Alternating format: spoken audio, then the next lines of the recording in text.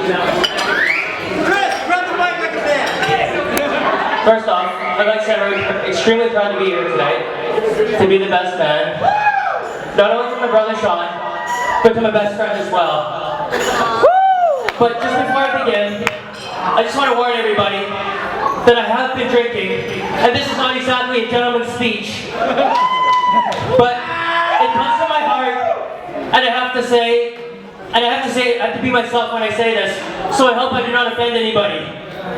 And Sean, I'm going to try my best not to embarrass you too much, because as we both know, you're quite capable of doing that yourself. But don't worry, I'll probably be there right beside you, making a complete ass of myself too. Yeah! Because that's how we roll. Yeah! I think the reason why we get us along so well is, not because we have the same circle of friends, or because we're only 18 months apart. I know, some of you guys are thinking, wow, I look so young, and he looks so old. Trust me, we've both been through that before, and we both know that.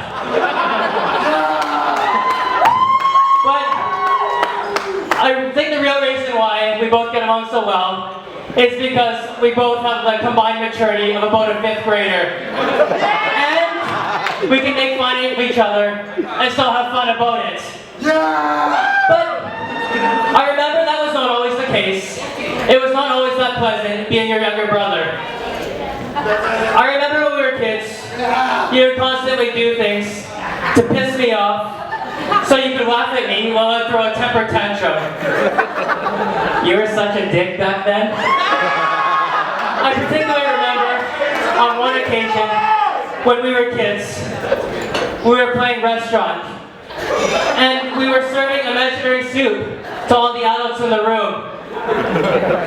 And you thought it would be funny to dump some of this imaginary soup on me. Well, apparently, I didn't find that so funny.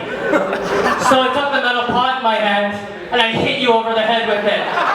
Real hard.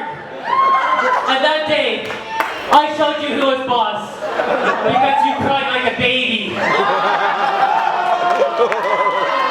But as we got older, you stopped making fun of me so much, and we started making fun of other people. And I think that was the time when we really got close.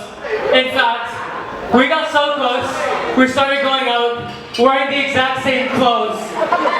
And now that I think about it, that was super gay. I can't believe we did that, seriously. And I hope I didn't offend any of the gay people in this room, because I know there's at least a few of you out there, and maybe a few more in the closet. But what you do in your spare time is your business, and I'm not here to judge you. I totally respect that.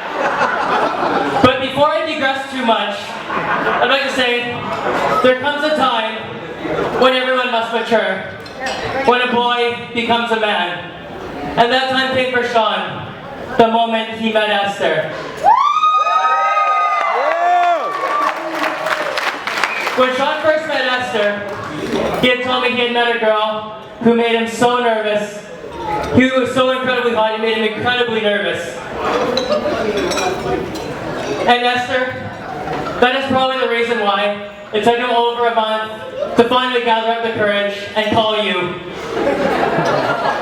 And now, 8 years later, here we are, on this very special day, celebrating happiness.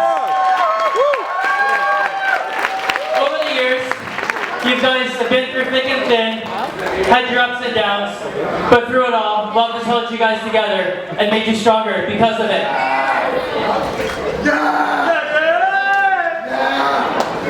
And Esther, I've known Sean my entire life, and you are the only person in this world who makes him truly happy. Sean has never, and never will, love anybody the way he loves you. You really are his one true love. So here's a toast to Esther and Sean. May you have a lifetime of happiness together from this day forward. Thank you. Bottom